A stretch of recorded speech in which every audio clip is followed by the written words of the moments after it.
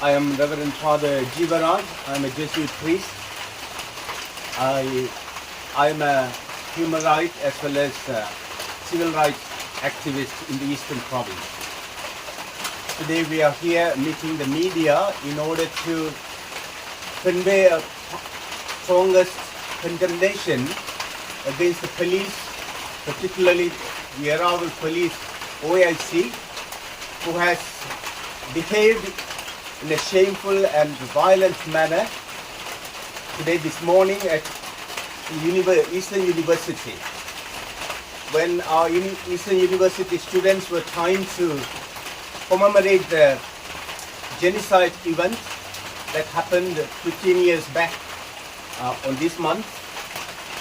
While we are observing this whole week of Genocide Week, people in the north and east used to give out kanji. It's a boiled rice, which is an indication that was the food people at the final last phase of the war, particularly in Mullivaikkal, had as their meal. Even that was a scarcity.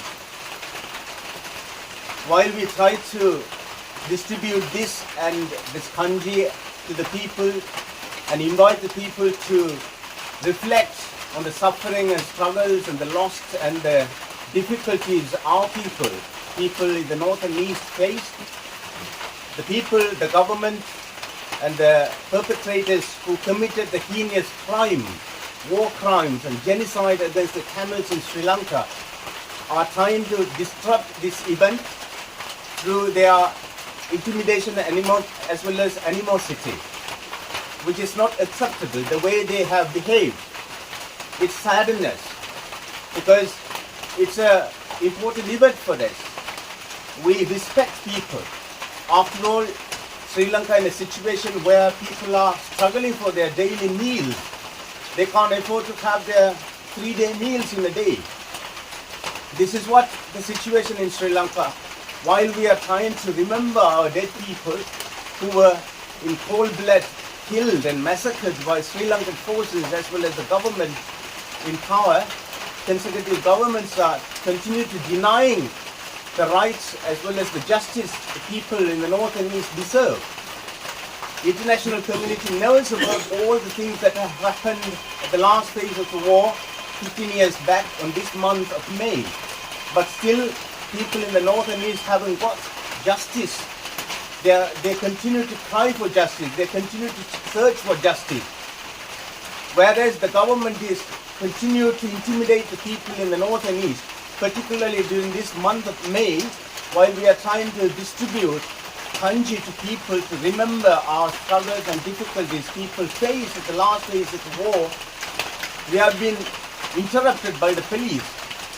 Whereas the police have, I really wonder and I ask a question, who gave power to the police to interrupt this? The president, who is the executive president of this country, has told media that in the law there is no prohibition for Tamil people to remember their dead.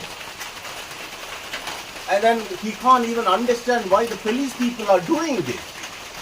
But the ground reality, the people in the east particularly, they have been really intimidated.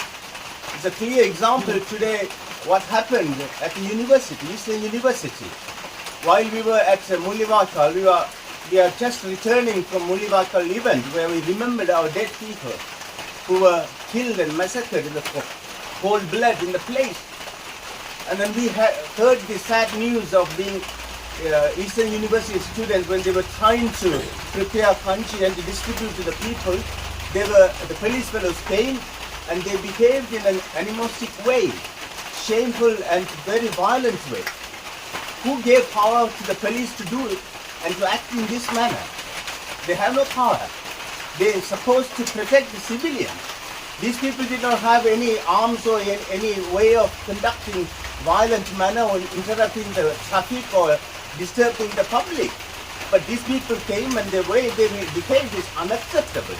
They came in their boots and they were trying to destroy and took away all the material things that the students brought in. They have no rights. The police have to be answerable for their action. That's why we are urging the president of this country to investigate this matter and to punish the people who are responsible. People are at dismay, thinking that where's the rule? Who is implementing the rule? Has the president really got the power, executive power, or not? If the president is saying that there is no prohibition for Tamil people to remember their dead, how can the police stop people doing that? They have no right. In fact, today we witnessed even the top official of Amnesty International came and took part in this very event of remembrance at Mullivata. When she gave a press meet and she was telling that people are working at the UN level to bring about statement against Sri Lankan government, and she also urged us to bring about even through media's atrocities and the intimidation and any unpleasant things that are being unleashed against the Tamil people, intimidating people, ordinary civilians by armed forces or state forces or police people, to bring out them through the public media and so on, which will be evidence for us to back up what the situation in Sri Lanka is for Tamil people are facing.